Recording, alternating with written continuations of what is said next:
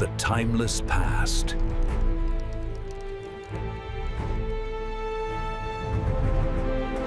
Number 10. The genius of not fighting. The Fabian strategy. Coming in at number 10 is a strategy so counterintuitive, so infuriating to its own side, that its creator was branded a coward. But this strategy of deliberate delay ultimately saved Rome from its greatest ever threat. We're talking about the Fabian strategy, a masterclass in winning by not fighting. The brute force problem. The year is 217 BC. The Second Punic War is in full swing, and Rome is panicking. The Carthaginian general, Hannibal Barca, had done the impossible. He had marched an army, complete with war elephants, over the treacherous Alps and descended into Italy. He'd already handed the Romans two catastrophic defeats, at Trebia and a devastating ambush at Lake Trasimene. Roman legions were being slaughtered. Hannibal's army was a finely tuned killing machine, and every time the Romans met him in a pitched battle, they lost. Badly. The brain solution. In this moment of crisis, Rome appointed Quintus Fabius Maximus as dictator. But instead of raising another massive army for a head-on charge, Fabius did something that baffled and enraged the Roman public. He refused to fight. Fabius understood a simple, brutal truth. On an open field, Hannibal was better. So, he changed the rules. He initiated a war of attrition, a strategy of 1,000 cuts. Fabius kept his army in the hills where Hannibal's superior cavalry was useless. From this high ground, he shadowed the Carthaginian army, a constant looming threat. He sent out small raiding parties to attack Hannibal's foragers and cut his supply lines. He ordered towns and farms in Hannibal's path to be burned, a scorched earth policy designed to starve the invading army. The logic was brilliant. Hannibal was an invader. His army's loyalty was tied to the promise of quick plunder and glorious victory. By denying Hannibal a decisive battle, Fabius was denying him the victory and loot his army craved. Morale began to plummet. Fabius was bleeding his enemy dry without risking a single major battle. The outcome: the strategy was working, but the Romans hated it. They called Fabius the Delayer and mocked his cowardice. Eventually, he was replaced by consuls eager for glory. They amassed the largest army Rome had ever fielded and marched to meet Hannibal on an open plain near a village called Cannae. The result was the single worst defeat in Roman history, a tactical masterpiece by Hannibal that we'll get to later. But in the aftermath of that horror, who did the Romans turn to? They went right back to the Fabian strategy. It was this patient and intelligent war of attrition that ultimately wore down Hannibal's campaign, forcing his eventual return to Africa. Fabius proved that sometimes the smartest move is to refuse to make one. Number 9. The first special move, the Battle of Delium. At number 9, we travel back to the Peloponnesian War in 424 BC for a battle that's critically important. It's one of the first recorded times a general didn't just line his men up and hope for the best. He used planned tactics, reserves, and mid-battle adjustments to snatch victory from the jaws of defeat. This is the story of Pagondas at the Battle of Delium. The brute force problem. The war between Athens and Sparta had been raging for years. The Athenians invaded Boeotia, a Spartan ally, with about 7,000 elite hoplite soldiers and supporting troops. They fortified a temple at Delium and prepared to use it as a base. The Boeotian army, commanded by Pagondas, gathered to meet them. While their forces were similar in size, the Athenian hoplites were considered the best in Greece. Conventional wisdom was simple. Two massive blocks of armored spearmen, called phalanxes, would smash into each other. The one that didn't break would win. It was the ultimate test of brute force. The brain solution. Pagondas was not a conventional commander. When the armies clashed, the battle was going badly for his Boeotians. The Athenian line was winning, pushing back the Boeotian center. Victory seemed to be in Athens's grasp. But Pagondas had a couple of tricks up his sleeve. First, he'd deployed his own Theban troops on the right in a column an astonishing 25 men deep instead of the standard 8, giving them immense pushing power. But his true genius was revealed when his left flank began to crumble. Instead of panicking, he executed a planned maneuver, sending a unit of cavalry on a hidden route behind a hill completely out of Athenian sight. The outcome. The Athenian soldiers, pushing forward and sensing victory, were suddenly slammed in the flank by charging horsemen they never saw coming. The shock was total. The historian Thucydides wrote that the surprise cavalry charge shattered the will of the entire Athenian army. They broke and fled. What should have been a straightforward victory for Athens turned into a rout. Pagondas had used combined arms, reserves, and terrain to mask his movements, all revolutionary concepts for his time. He didn't just rely on the strength of his phalanx, he used his brain to adapt and react, earning him the number 9 spot on our list. Number 8, the Emperor's Fireman, the Campaigns of Belisarius. For our number 8 spot, we're not looking at a single battle, but at the career of a man who was his emperor's ultimate problem solver, a general who was consistently handed smaller armies and sent to fight against overwhelming odds, yet somehow kept winning. This is the Byzantine general Belisarius, the man who tried to put the Roman Empire back together again. The brute force problem. It's the 6th century AD. The Western Roman Empire is long gone. But in the East, the Byzantine Emperor Justinian I had a dream, the restoration of the empire. The problem? The Vandal Kingdom in North Africa and the Ostrogothic Kingdom in Italy were powerful military states. To defeat them would require massive armies that Justinian simply didn't have. Any commander sent to do the job would be massively outnumbered. The brain solution. Enter Belisarius. He was Justinian's go-to general, a master of logistics, deception, and maneuver warfare. His career is a highlight reel of outsmarting larger forces. At the Battle of Dara, he faced a superior Persian army. He anticipated their attack and had his men dig trenches to disrupt the Persian cavalry charge, nullifying their key advantage and allowing his smaller force to win. 3 years later, he was sent to Africa to destroy the Vandal Kingdom with only 15,000 men. At the Battle of Ad Decimum, Belisarius split his small force into 3 groups, creating a complex advance that confused the Vandal king. The Vandals were hit from multiple directions, panicked, and were routed, allowing Belisarius to conquer the entire kingdom in less than a year with a tiny force. His greatest test came in Italy. He captured Rome with a paltry 5,000 men. The Goths soon returned with a colossal army, some say as many as 150,000 strong, and besieged him. For over a year, Belisarius conducted a masterful defense.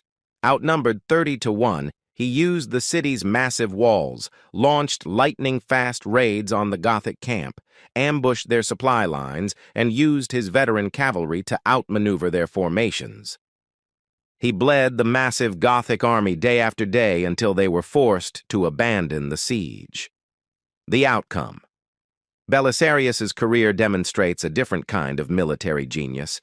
It wasn't about one single trick, but a consistent pattern of superior planning, adaptability, and an incredible talent for doing more with less. He consistently defeated armies many times his size by refusing to fight on their terms.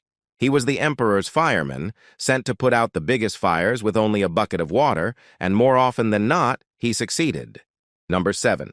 A muddy field and a storm of arrows. The Battle of Agincourt. Climbing to number 7 is a battle immortalized by Shakespeare, the ultimate underdog story. It's where a tired, sick, and starving army, trapped deep in enemy territory, turned and faced a massive, fresh, and arrogant foe. On October 25, 1415, St. Crispin's Day, King Henry V and his small band of brothers achieved the impossible at the Battle of Agincourt. The brute force problem. The situation was desperate. Henry V's army of around 6,000 men, 5,000 of them longbowmen, was ravaged by dysentery and exhaustion. Blocking their path to safety was a colossal French army. Modern estimates place the French force at anywhere from 12,000 to 30,000 men, at least double the size of the English army. The French were a glittering host of nobles and knights in the finest plate armor, confident and eager to crush the bedraggled English. They were the very picture of medieval brute force, the brain solution.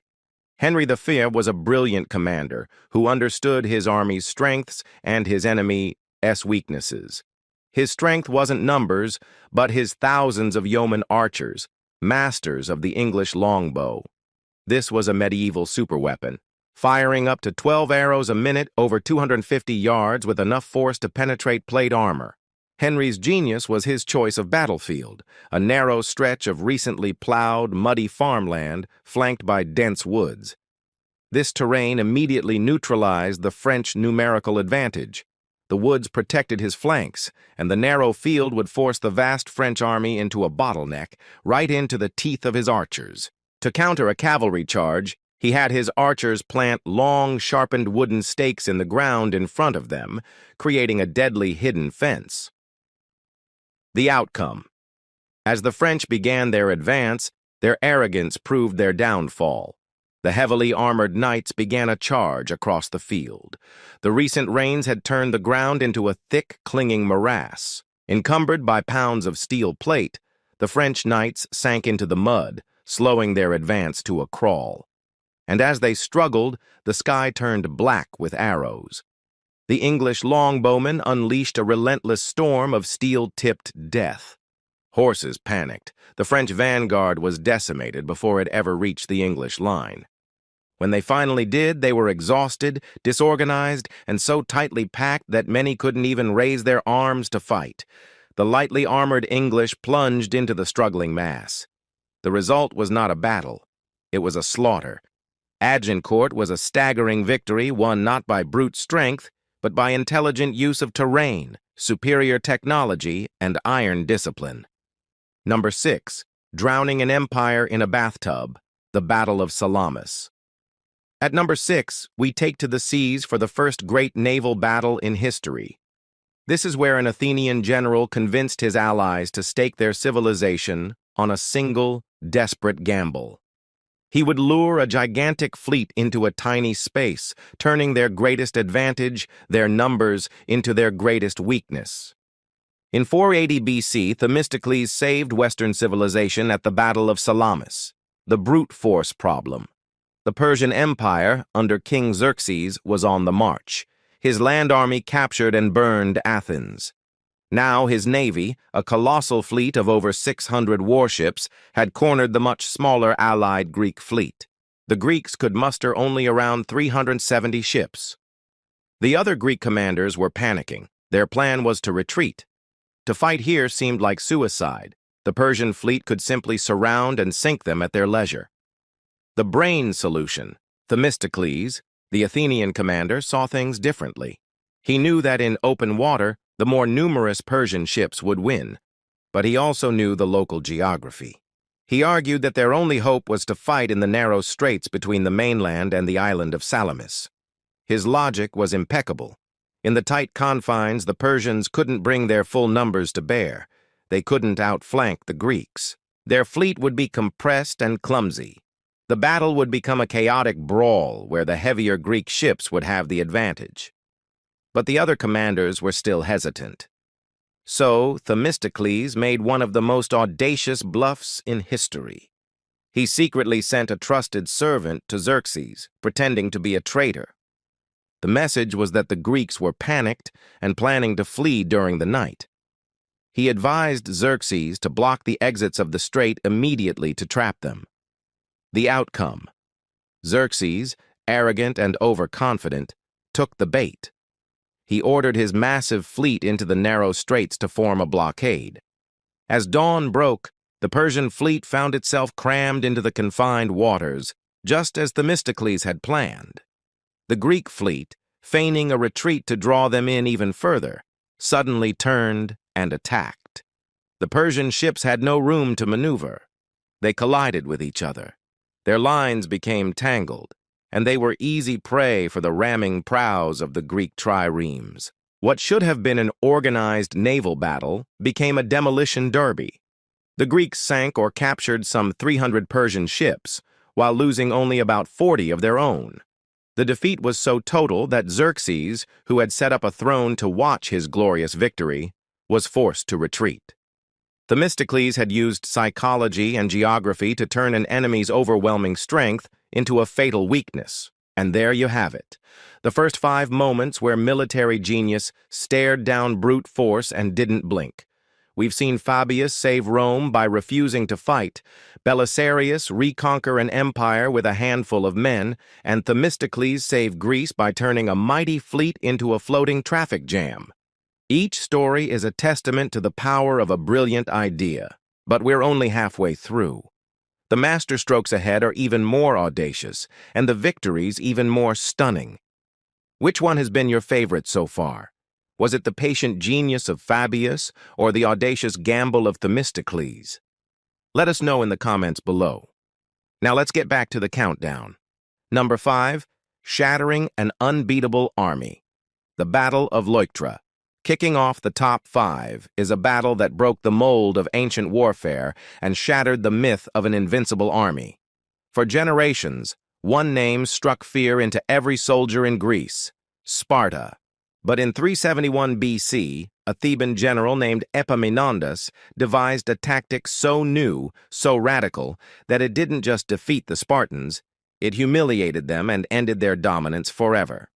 Welcome to the Battle of Leuctra, the brute force problem. In the 4th century BC, the Spartan army was the most feared land force in the known world. Their phalanx was seen as an unbreakable wall of bronze. Standard Greek tactics were rigid. Armies would line up, with their best troops on the right flank, the position of honor. The battle was a head-on collision, and the Spartans, with their superior discipline, always won. At Leuctra, they faced a smaller Theban-led force. The brain solution. Epaminondas, the Theban commander, knew that fighting the Spartans by their own rules was suicide, so he rewrote the rule book. He decided to turn traditional battlefield deployment on its head. Instead of distributing his strength evenly, he made his left wing incredibly strong. He massed his best troops there in a column a staggering 50 men deep, compared to the Spartans' standard 12. His plan was to use this super-heavy formation as a hammer to smash the Spartan right wing, where their king was stationed. To make this possible, he ordered his center and right wing to be arrayed in an oblique order, angled backward away from the enemy. They were instructed to advance much more slowly, effectively refusing to engage the bulk of the enemy army. The plan was to decide the entire battle on the left, concentrating all his power at a single point before the rest of the armies were even seriously fighting. The outcome. As the battle began, the Spartans were completely bewildered. The Theban right and center seemed to be retreating. But on their left, they saw a massive, dense column of Thebans bearing down on their elite right flank. Before they could react, the 50-deep Theban hammer slammed into the 12-deep Spartan line. The raw, localized force was overwhelming. The Spartan right, the pride of their army, was shattered. Their king was killed in the clash. With their king dead and their invincible right wing in full retreat, panic swept through the Spartan ranks. The rest of their army lost heart and fled. In less than an hour, the battle was over. The myth of Spartan invincibility was destroyed. Epaminondas's victory was a triumph of pure tactical genius that would be studied by future military geniuses, including Alexander the Great. Number 4. The Audacity of a King. The Battle of Gaugamela. Our number 4 entry is a clash of empires that would decide the fate of the known world. It features a young king so audacious he would charge headlong into an enemy army that outnumbered him at least 2-1, aiming for its king. On October 1st, 331 BC, Alexander the Great gambled everything at Gaugamela. The brute force problem. Alexander had already beaten the Persian king, Darius III, once, but Darius had escaped and raised a new, truly gigantic army. Even conservative modern estimates suggest Darius had over 100,000 soldiers assembled on a wide, flat plain he had specially chosen to maximize his numerical advantage. His force included scythed chariots, war elephants, and massive superiority in cavalry.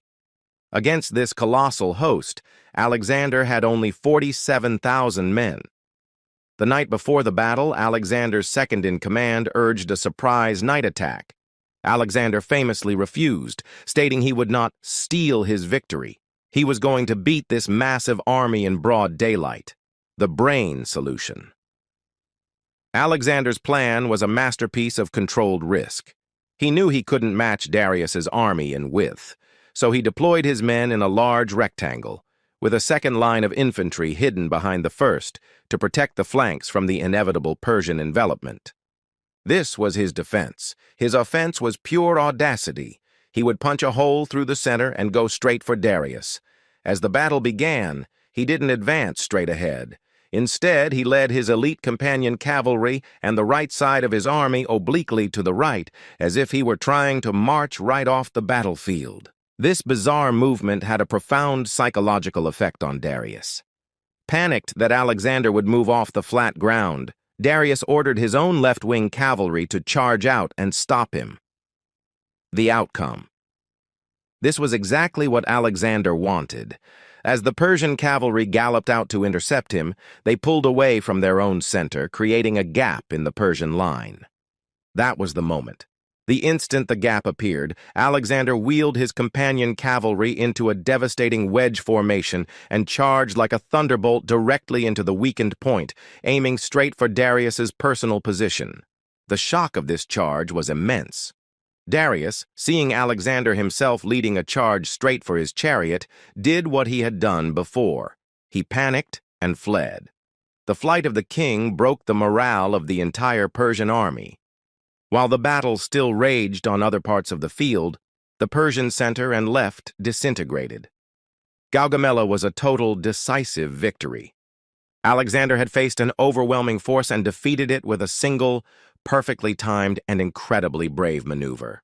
Number 3, the masterpiece of deception, the Battle of Austerlitz. At number 3, we have what is widely considered the single greatest victory of the greatest military commander of the modern age. A battle so perfectly planned and executed, it became known as the masterpiece. On December 2, 1805, Napoleon Bonaparte used psychology, geography, and flawless timing to lure a superior enemy force into a perfect trap at the Battle of Austerlitz. The brute force problem. The War of the Third Coalition was going badly for Napoleon. His French army was deep in Central Europe, facing a combined force of Austrians and Russians led by their two emperors. The brain solution. Napoleon's genius was in manipulating the minds of his opponents. He decided to turn their arrogance into a weapon against them. For days, he engaged in a brilliant campaign of deception. He sent envoys to negotiate, making himself appear weak and desperate. He deliberately abandoned the strategic Pratzen Heights, making it seem like a retreat. He positioned his forces to make his right flank look dangerously thin. It was all a carefully constructed illusion, designed to bait the Allies into attacking his weak right flank to cut him off. The Allied command fell for it completely. Their plan was to launch a massive assault from the Pratzen Heights to smash the French right. What they didn't know was that Napoleon had hidden an entire corps under Marshal Davout in reserve, ready to reinforce that weak flank. More importantly, Napoleon's main striking force was hidden in the valley below, concealed by morning mists, waiting for the Allies to abandon the high ground. The outcome. As the battle began, the famous Son of Austerlitz broke through the mist. The Allies did exactly as Napoleon predicted, pouring their army off the Pratzen Heights to attack his right. As soon as the heights were weakened, Napoleon gave the order. Marshal Soult's corps surged out of the mist and stormed up the now undefended slopes, splitting the Allied army in two. The Allied center was shattered. While Davout's corps held the line on the right, The main French army fell upon the Allied forces from the captured high ground, encircling and destroying them. The victory was absolute. The French suffered around 9,000 casualties, while the Allies lost a staggering 36,000 men. It was a strategic masterstroke, a battle won before the first shot was even fired. Number 2. Building a prison. Around an army. The Battle of Alesia. Securing the runner-up spot is not just a battle, but one of the most astonishing feats of military engineering in human history. It's the story of a commander who, when faced with an army in a fortress and a massive relief army attacking his rear, decided the solution was to fight them both at the same time. In 52 BC, Julius Caesar didn't just defeat the Gauls at Alesia, he built a cage around them. The brute force problem. The Gallic Wars were reaching their climax. The tribes of Gaul had united under a charismatic chieftain, Vercingetorix. His army of 80,000 warriors took refuge in the heavily fortified hilltop settlement of Alesia. Caesar arrived with his Roman legions, numbering around 60,000 men. A direct assault would be suicidal. But Vercingetorix had a trump card. Before Caesar could surround the stronghold, he dispatched cavalry to rally a massive Gallic relief army. Caesar was now trapped. He was the besieger, but soon he himself would be besieged by a force that ancient writers claimed was over 250,000 strong. Brute force was coming from every direction. The brain solution. Another general might have retreated. Caesar, however, came up with a plan of breathtaking audacity. He ordered his men to build walls. Not one, but 2 massive lines of fortifications. The first, the Contravallation, was an 11-mile-long ring of walls and ditches facing inward to keep Vercingetorix's army trapped. The second, the Circumvallation, was an even longer 13-mile ring facing outward to defend against the relief army. In a matter of weeks, his legionaries constructed a massive complex of ramparts, trenches, watchtowers, and hidden man-traps. Caesar had intentionally placed his army in a military donut, ready to fight a war on 2 fronts simultaneously. The outcome. The Gallic relief army finally arrived and threw themselves against Caesar's outer wall, while Vercingetorix launched an assault from the inside. The Romans were attacked from both sides, stretched thin. The fighting was desperate, but Caesar's engineering held. The Gallic attacks were repulsed by the superior discipline and defensive works of the legions. Caesar himself rode along the lines, rallying his men and directing reinforcements. After several days, the relief army, unable to break the Roman lines, lost heart and dispersed. Inside Alesia, facing starvation, Vercingetorix was forced to surrender. He rode out in his finest armor and laid his weapons at Caesar's feet. Alesia is Caesar's greatest military achievement, a perfect example of how engineering and sheer audacity overcame an impossible numerical disadvantage. Number 1, the perfect battle of annihilation, the Battle of Cannae. And here we are. The number 1 spot, the battle that has been studied by generals for over 2,000 years. It represents the absolute pinnacle of tactical genius. It is the textbook definition of how a smaller army can not only defeat, but completely annihilate a larger one. This is Hannibal Barca's magnum opus, the Battle of Cannae, the brute force problem. It is August 2nd, 216 BC. After the humiliation of the Fabian strategy, the Roman Republic was done delaying. They assembled the largest army in their history, a force of up to 86,000 men, with one command: find Hannibal and destroy him. The brain solution. Hannibal saw the Roman plan coming from a mile away, and he didn't just prepare for it, he counted on it. He arranged his army in a formation unlike any seen before. In the center, he placed his weakest troops, the Gauls and Spanish infantry, and ordered them to bulge forward in a crescent shape, inviting the Roman attack. On his flanks, tucked back, he placed his elite veteran African infantry. His superior cavalry he positioned on the extreme wings. The plan was a deadly trap. He knew the Romans would smash into his weak center. He also knew his center would not be able to hold. He wanted it to break. but he instructed them not to panic and run, but to conduct a controlled retreat, pulling the Roman legions deeper and deeper into his lines. The outcome. The battle began, and everything went exactly as Hannibal had foreseen. The massive Roman legions charged forward and crashed into Hannibal's thin center. The Gauls and Spanish fought bravely, but began to give way, slowly falling back. The Roman commanders, seeing the center buckling, urged their men forward, sensing victory. The Roman formation, in its eagerness to press the attack, became a deep, compressed column, shoving its way into the pocket created by the retreating Carthaginians. And then, the trap snapped shut. As the Romans pushed deeper, Hannibal's elite African infantry wheeled inward and slammed into the exposed sides of the Roman column. At the same time, Hannibal's superior cavalry had already defeated their Roman counterparts and now circled around to charge the Roman rear. The Roman legions were no longer an army. They were a mob. They were surrounded on all four sides, packed so tightly together that most men couldn't even swing their swords. What followed was an extermination. For hours, the slaughter continued. When the dust settled, Roman losses were apocalyptic. Between 50,000 and 70,000 Romans were killed. Hannibal lost only around 6,000 men. He had annihilated an army vastly superior in number by using their own strength and aggression against them. Cannae is the perfect battle. It is the ultimate example of a double envelopment, and without a doubt, the single greatest example of brains not just crushing, but utterly liquidating brute force. So there you have it. 10 moments in history that prove the old adage wrong. Bigger isn't always better.